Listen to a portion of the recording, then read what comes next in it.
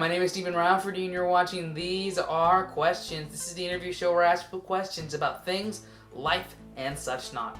Today's guest is a talented actor, performer, and writer. Please welcome Laura Aguinaga. Hi, thank you so much for having me. Thank you so much for being a part of These Are Questions. I greatly appreciate it. Yeah, it's gonna be fun. Absolutely. It's going to be a great, wonderful time here on These Are Questions. But before I get into the show itself, let me explain the rules of These Are Questions. Laura, I'm going to ask you a series of questions going to be based around your career and aspirations, along with a mixture of questions that are borderline idiotic and, well, randomly stupid. Do you accept those terms? I accept. Awesome. Laura, are you ready? I'm ready. I felt that. I feel that enthusiasm. Internet, are you ready? I can see, I can feel the ghosts in the background. Yes, they're ready. Awesome. With that, let's begin.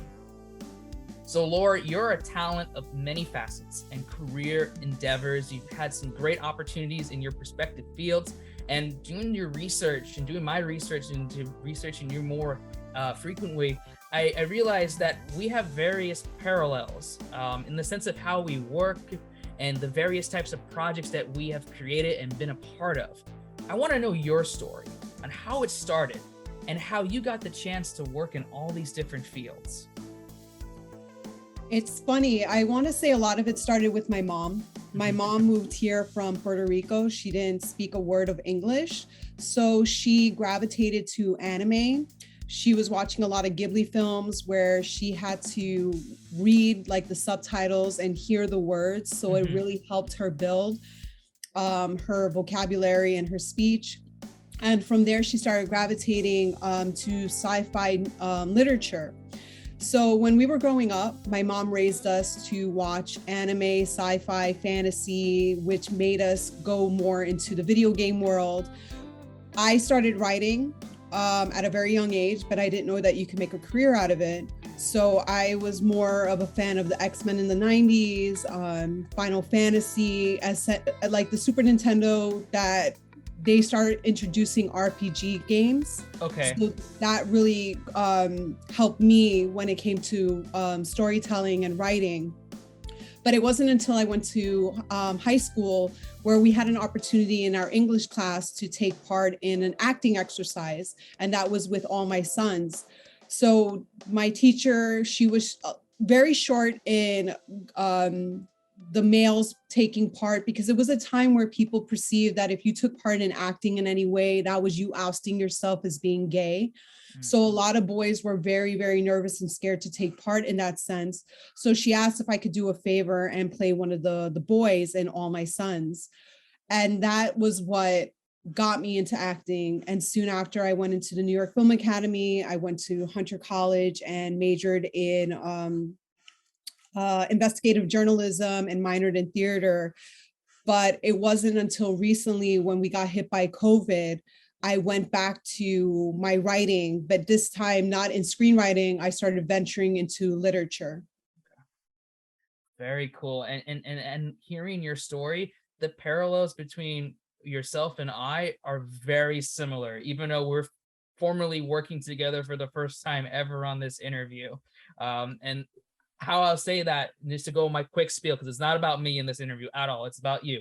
But just to kind of show the correlation, I started at a very young age in high school doing stand-up comedy. My roots are in stand-up comedy and doing local shows here and there. I originally was a computer programmer. I was creating and doing web development for various independent games for a company called Abysmal Essence. Long story short, my roots are in comics and TV, and I didn't get so much into anime, but I know a lot of anime shows, and I watched a lot when I was a kid as well. So I know that connection coming through there, and I just love the entertainment fields. I love the media fields. I love games. I love playing. I love doing stuff.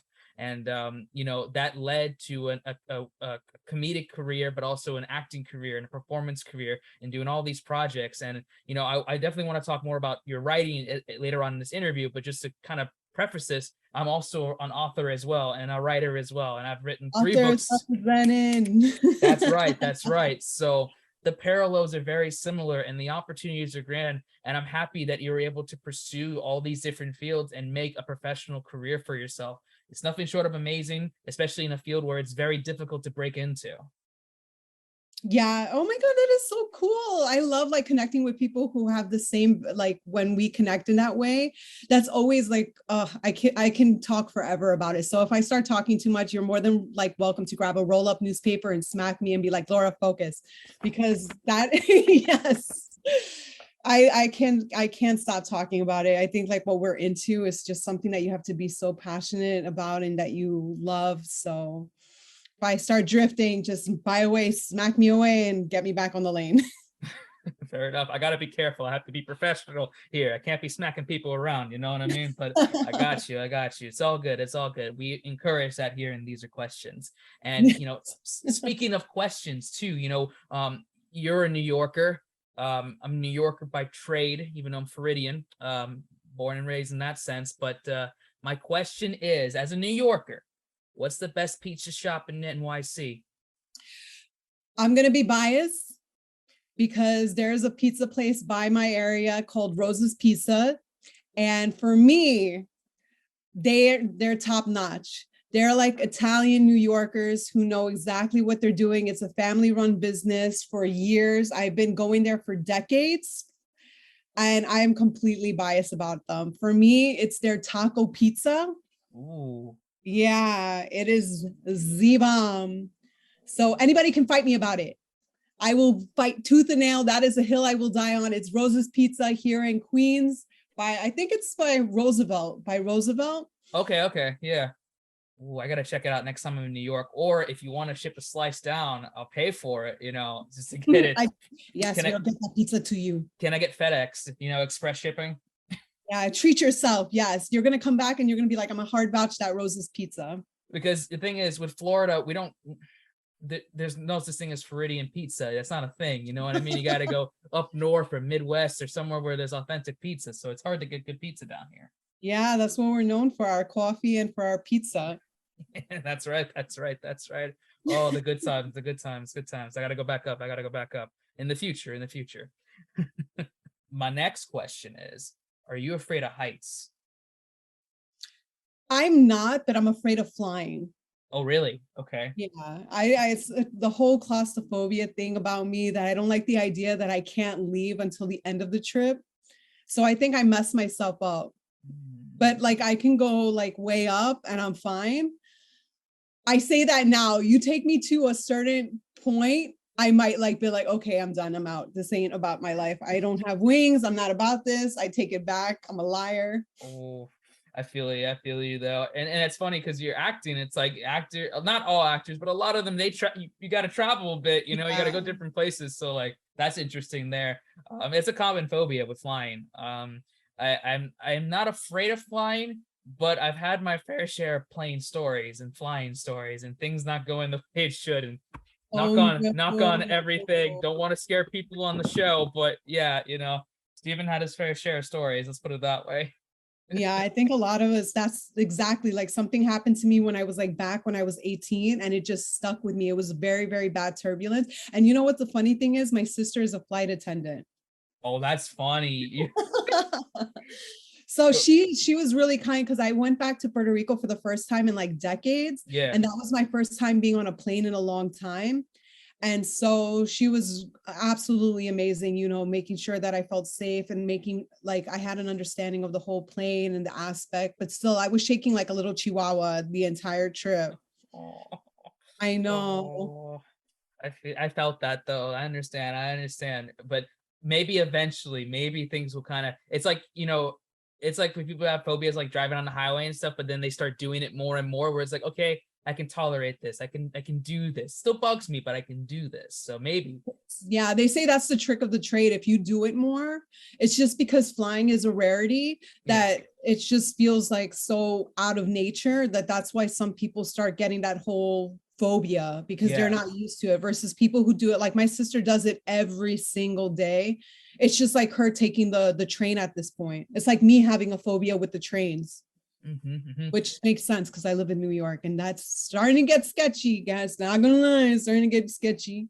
Yeah, and trains are weird. Trains are weird things. They're I'm not. sus. Yes, they are. They are sus. They're among us sus. I'll tell you that right now. They are. Yes. And speaking of sus, my next question is, why do you think people like Sudoku? My mom loves it. Why?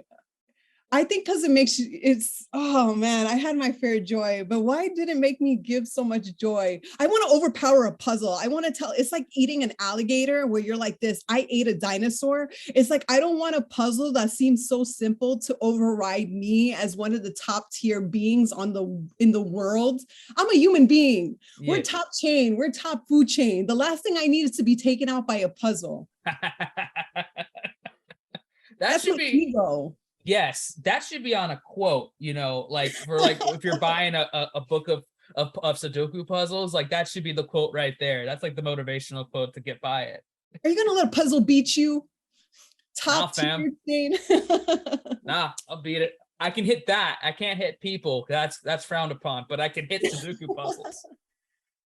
So that's why I think we bring joy to it, because we just need to destroy it and let it know who's boss. That's right. That's right. We know we know that puzzle. Who's boss? Boss, sauce, pizza. Boss. Now I want some pizza right now. See, we're staying on topic. See, boss, sauce. Mm-hmm. It's all part of the synergy here of These Are Questions. When you've done enough episodes, it all just comes together. It's just a confabulated mess. Going into your acting though, and you've done a lot of productions and looking for your IMDb and seeing all the works you've done on camera, which is awesome. I wanted to ask, in acting specifically, what was your starstruck moment that made you realize, wow, I did something well in the business. I actually made it here. It wasn't I was actually doing stand-in work, but one of my biggest starstruck moments always has to be with Lin-Manuel Miranda. Okay. So I was doing body double and stand-in work for In the Heights. Okay. And that's just like something I do on the side. But again, to see him watch the monitor and be sitting so close to him, and he's like, for me, if I could have a mentor in my life, that would be the guy. And to see the excitement, because they replayed one of the dancing scenes in the movie that we weren't filming that day. They just wanted to do a playback for his approval. Mm-hmm. And for him to witness that, and he just started jumping, he started shaking people, he was so excited. He reignited a fire in me that's where I see myself, is producing work that I'm proud of, that I vouch for.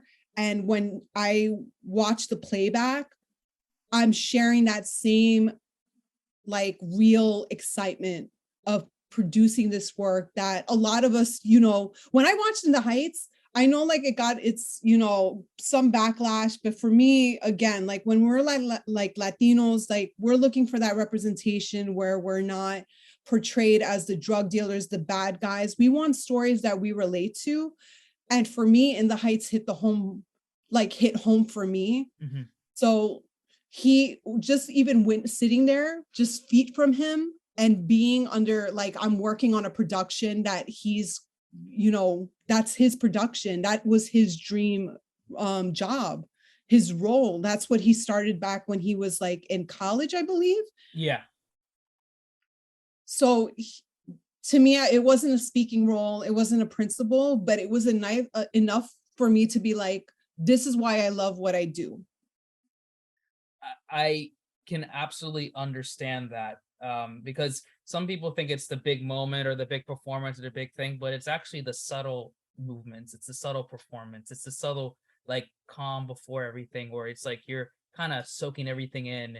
And it's just oh my goodness, I'm blessed to be in a situation where I'm with all these peers and all these amazing people and these amazing talents. And I'm here living in the moment as it's happening. It's not going to happen again. You know what I mean? It's you're there. It's that's the starstruck moment there. So that's very interesting that you said that there. And I know you've created various works and you're still creating works, but that's a peace of mind that you're never going to forget. It's going to be in your brain till the day you know, you don't get pizza no more. You know what I mean? Like that's ingrained, you know, and I Yeah. can relate to that. There's been moments in my career where I was like, oh my goodness, like I can't believe it. I was here, I did this, or something happened there. It's a great feeling, and then the best feeling is when you're trying to give it back to others so they can feel the same feeling, they can feel the same experience. It's like, oh my goodness, as performers, as artists, as actors, as everything in between, like this is what we're doing. Like, wow. Yeah. So let me ask you, Laura, do you like games? I love games. Okay. Do you like cheese? I love cheese. Okay, great. Well, for those who are watching and listening, you may know or may not know, I'm actually a card game maker. One of my wacky projects. Specifically, I have a card game called No Cheese, No Coin. A card game for people who like cheese and money. I love both. Do you be the perfect demographic for this game? It's a quick playing, fast timing card game designed for smaller groups of players. And, you know, shameless plug aside, I actually have a reason for this box and this game here, because we're not going to play the actual game itself, but we're going to play a game within the game. So let me ask you, do you know of like horoscope readings or tarot card readings? I do. Okay. As the Gemini in me, what I'm going to do. I do. You're a Gemini too. Oh my I God, am. that's why we have endless energy right now. That makes a lot of sense. It makes a lot of sense. Oh, good. Oh God. Oh goodness. With using the Gemini energy here, we're going to determine what your cheese type is. Okay. Okay. And all we're going to do is I'm going to take out some cards here from the game. And I'm going to shuffle it up just like, you know, the tarot card people will do, the universe people will do. I don't know. They do their fancy thing. Oh, I even dropped that. That's even better. That's like how it works. You just throw on the ground and they just go from there, and then that makes the thing. And doing great. What we're gonna do is I'm gonna reveal my hand, and I want you to pick a card that speaks to you. You can use this hand to tell me where to go to make it easier. Okay. Okay, I'm gonna see where I'll see where that takes me. So like right here, this one? Yeah. Okay, you are a sharp cheddar. I love sharp cheddar. Oh, it was meant to be. I am so obsessed with sharp cheddar. I was like, it's going to be either sharp cheddar or it's going to be Swiss. We do have Swiss in this game, but the sharp cheddar card's a pretty good card. In the game, your goal is to collect as many coins as you can within the time limit. This card allows you to steal up to 3 cards from different players' hands. So, oh, look at me. Give me those yummy cards. That's right. So after this interview, you can have all the sharp cheddar that you want. Yes. Okay. So I'm winning. You're winning. The cheese is on your side. As it should. As it should. So that's great. It doesn't lead to my next question, but I'm going to say my next question anyway. Do you know how to change a light fixture? A light fixture? Yes. Like a light bulb? It could be a light bulb or it could be a fixture. I'm not sure. I don't know the difference between the two. Oh, me either. So I'll say that I can fix a light bulb. Okay, you can fix a light bulb. You could screw in a light bulb. Yes. Okay. Make sure the electricity is off first. Probably a good thing. It's probably a good thing. I don't recommend doing it while it's on. Or you do you. I can't tell you. Live in the danger zone, unless you live in the danger zone. The danger zone. Oh my goodness. We can't afford Top Gun in this show. We can't afford the talent here. Especially with the money that they made in Maverick. No. We can make the direct discount budget, DVD release of Top Gun 3 if they really wanted us. We can do the peligro zone. Whoa. We'll do the peligro zone. You gotta trademark that. Someone's gonna take that. Copyright office right now. I'm just saying. On it. So I've talked a lot about your acting, and you gave me some great insights about the industry and some of your personal experiences, but I want to talk about your writing. I want to talk about your writing endeavors with your latest collaboration piece, Tales We Tell the Sky, which, by the way, I did buy a copy of it, so it's coming in the mail. Thank you. That means so much. Absolutely. And I didn't know that in weird connection correlation, Christina Smorgillo from season 3 also has a segment in that book as well, and I interviewed her last time, so that's pretty Oh, cool. did you? Yeah, Oh, yeah. I love her. We just hype each other up. She's absolutely amazing. She was really excited once I got that out because I didn't know, because it was my first time working in literature. I'm familiar, with the acting etiquette and everything. I wasn't sure what the literature etiquette was. Yeah. So apparently it's in bad etiquette to say you're an author until your work is published. You have to have published work before you say you're an author. Yeah. So I was writing before, and I kept telling people I'm an author and I'm an author. And then they had to be like, Laura, come back to us. You really can't say you're an author until you publish a piece of work. So Tales That We Tell the Sky was my first published work that gave me the rights now to say that I'm an author. That's good. There you go. It's official now. Yay. Yay. It's official. Congratulations. Thank you so Congratulations. much. It's a big accomplishment becoming an author. And I remember when I wrote my first book, it was like, oh my goodness, I'm actually an author. I actually did the thing that so many people want to do. Did the thing. And you did the thing. So that's great. I did the thing. Yay. And you wrote on that, which I'm excited to read your section in the book when I do have it. And you're also writing your sci-fi fantasy series at the moment, Artemisia. Can you talk to me about the process of writing and publishing for mass audiences and tell me how that all goes? Because I know it, but the audience, I know it's a process, Man, it is okay. I'm gonna get real with a lot of people. It's like a 7-year process for me with Artemisia.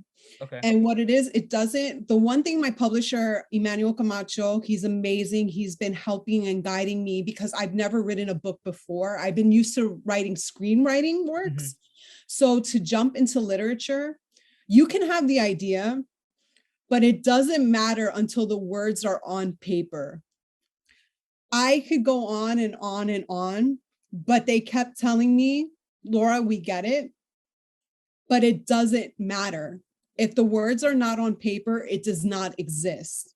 So people can have ideas for books, but once you start writing is when it starts becoming real. You can have any idea in your mindset, but unless you start today or whenever you feel like is ready, is when it actually starts becoming something. And it's not an easy process, I can tell you. It is not. It is one hell of a roller coaster ride where today I feel entitled, I'm going to get 3 chapters in. And then a week goes by and I'm like, I don't want to do anything with this book. And I'm crying and rethinking my life.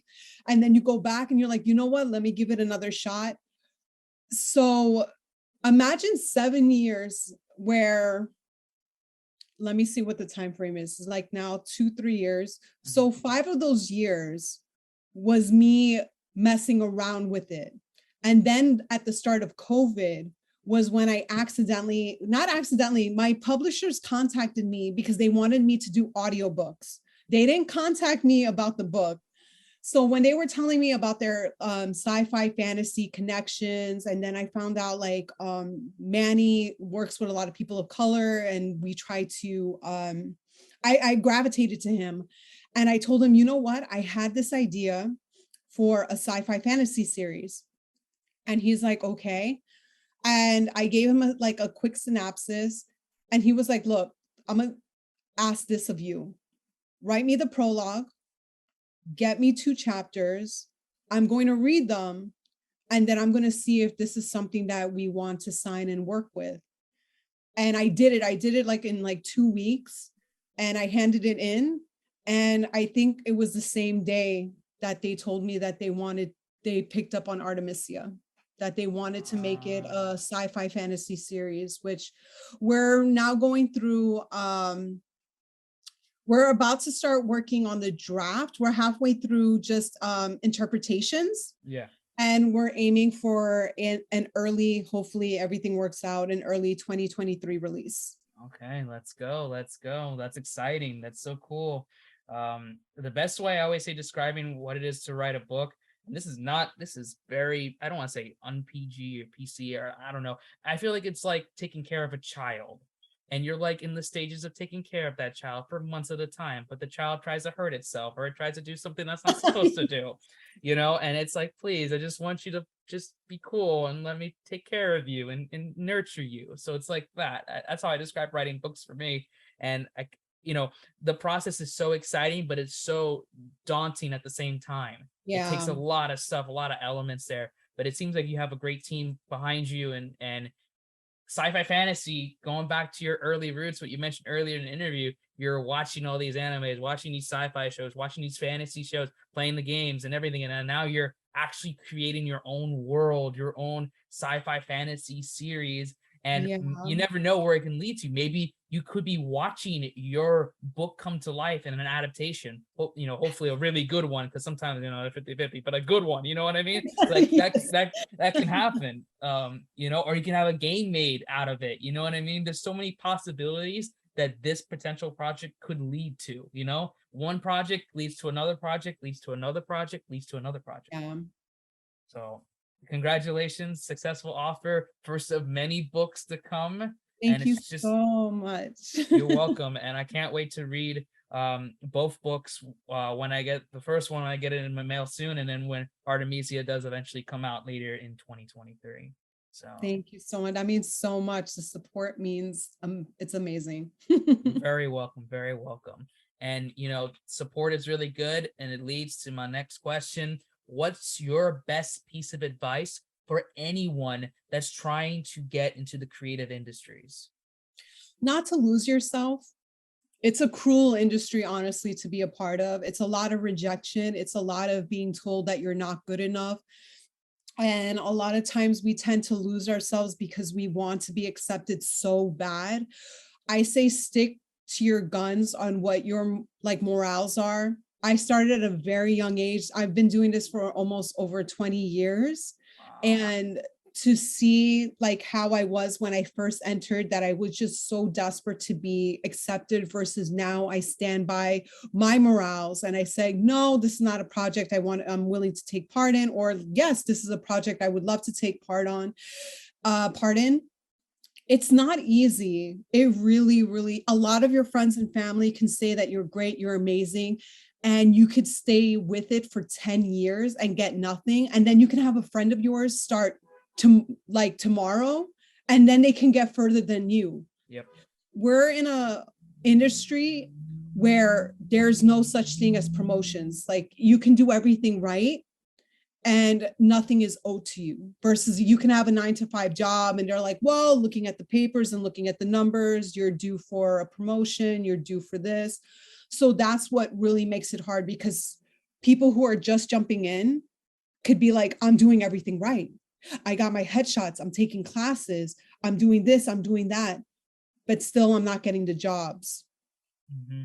That I can relate to 1000%. And I tell people, if you're going to go into acting or even any entertainment field, you're in the literal definition of a crapshoot. You could be doing this for 20, 30 years and not get necessarily what you're looking for, or you could be someone that can jump in, get one shot, and then you're the biggest star ever. It's a gamble. It's a risk. It's a high risk job. And not a lot of people stick to it. But I always say, if this is something you really want to do, just keep going with it, keep making your connections and find what works best for you. Yeah, for sure. Definitely. Mm-hmm.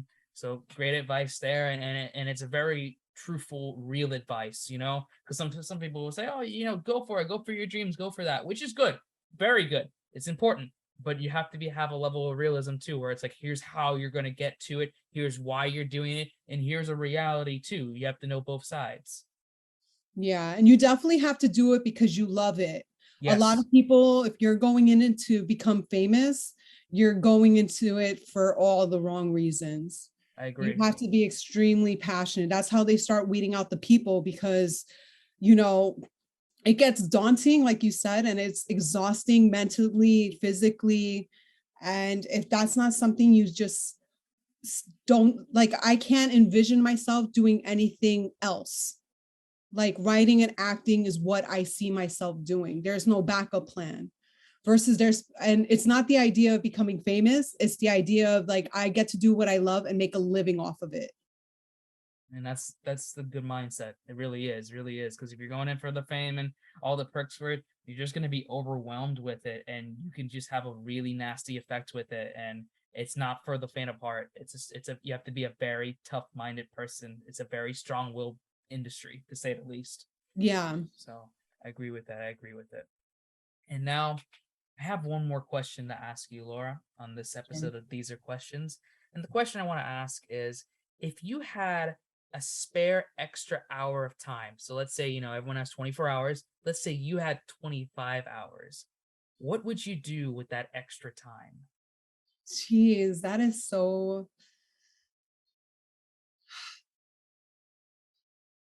Stumped you there. Man, I want to give like a genuine answer, because sometimes I feel like even with the extra hour, I still kill hours that I have readily like available to me.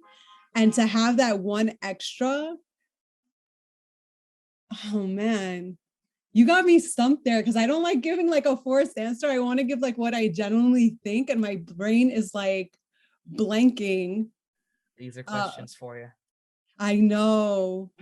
What would I do with one more extra hour in my day? Man, if I knew ahead how my day would be, I would use that where I felt like I slacked. Okay. If I could have it, if I could go through a day, like at my 24 hours, and they're like, okay, Laura, this is your 24-hour mark. You can now make up for one thing within this hour. Okay. I would use that hour for the one thing I regret I didn't put more effort in within those 24 hours. That's a good one. I like that. It's kind of like a do-over hour, basically. Yes, that's what I would use that hour for, a do-over. I like that. That's a good one. See, you got it there. You got it. You outstumped the question. I see. Now I don't have to get that hour back. I'm like, yes. There you go. Awesome. If you look at my visible hand watch thing, I don't know. I never have a good outro for these things. I really don't. It's been 4 seasons, still can't get up a good outro. We're at the end of the show. We're at the end. Let's say we're at the end. We're at the end of These Are Questions. Laura, it was a pleasure speaking with you, and thank you so much for taking the time to interview with me on These Are Questions. But now it is your time to shine. Anything you want to say, anything you want to promote, anything you want to do before we end off this episode of These Are Questions, the internet floor is yours. Hi guys, thank you guys so much for watching. For my book, Tales That We Tell the Skies, it is available in Barnes & Nobles. You can actually check them out on the site. If you happen to go to the store, you can ask at the receptionist, I believe it is, or any of the clerks for a special order of it. We have the audiobooks that are also available and the soft cover.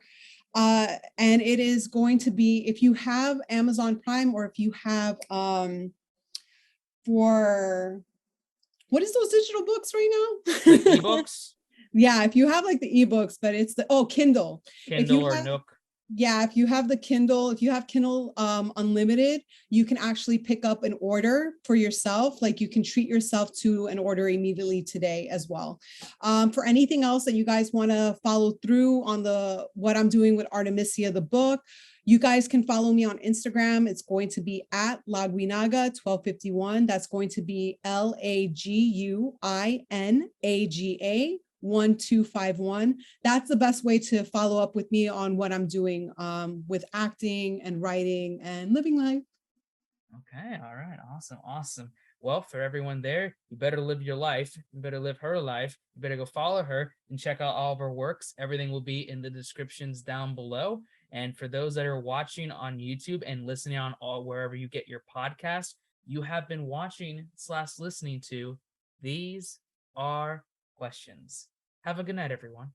Bye. Bye-bye. Or good morning. Good morning. Good afternoon. And good evening. Good evening. Again, good evening all the time.